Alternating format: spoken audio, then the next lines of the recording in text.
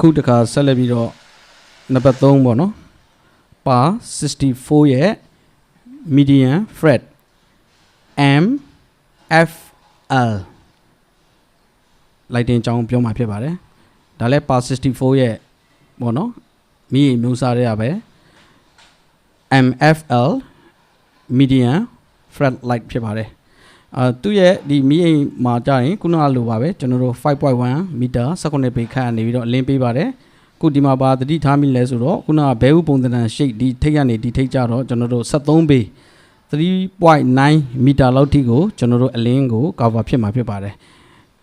ဒီဘက်နဲ့ဒီဘက်လည်းပို့ပြီးတော့ကျယ်ပြတ်လာမှာဖြစ်ပါတယ်ခုနက very narrow spot တို့တဲ့ပို့ပြီးတော့အလင်း cover ပိုကြီးလာပါတယ်အဲ့တော့ကျွန်တော်ဒီမှာ dancer 3ယောက်လောက်ထိကိုနော် performer 3ယောက်4ယောက်လောက်ကိုကျွန်တော်နည်းနည်း cover ဖြစ်နိုင်ပါတယ်အဲ့တော့ဒီ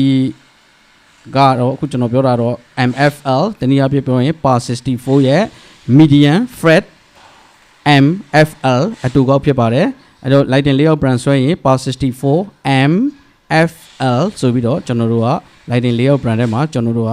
ရေးဆွဲဖွင့်ညွှန်းပေးရမှာဖြစ်ပါတယ်